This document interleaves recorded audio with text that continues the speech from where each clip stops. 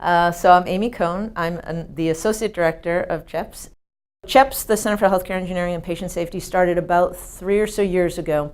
And it was the deans of medicine and engineering coming together and saying, we've got some really incredible things here at Michigan. We've got top-notch engineering. We've got a top medical school. We've also got one of the best schools of public health, nursing schools, and really uniquely, we're literally in walking distance of each other. And so Michigan, because of this, both this tremendous breadth, but also this proximity, we're a really unique place to be able to foster collaborations.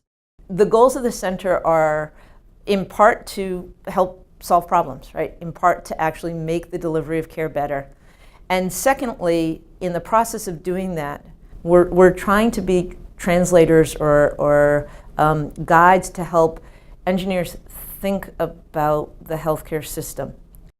So if you go over with your kid to the emergency department at Mott's today, the resident who sees you is there because a CHEPS software tool determined who should be working where and when.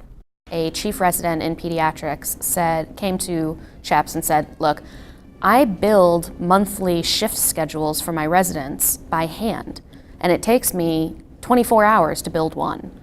Can you help?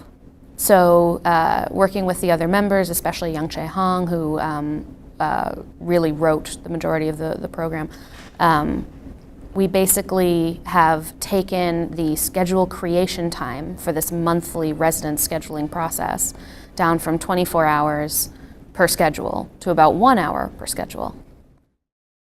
We still see across the country that there's this tremendous disconnect between clinicians who are trying to provide care and engineers who understand the process and the systems component of that care. And we speak different languages. We don't know how to communicate. We don't know what each other does very well. So what we started doing is just writing it all down.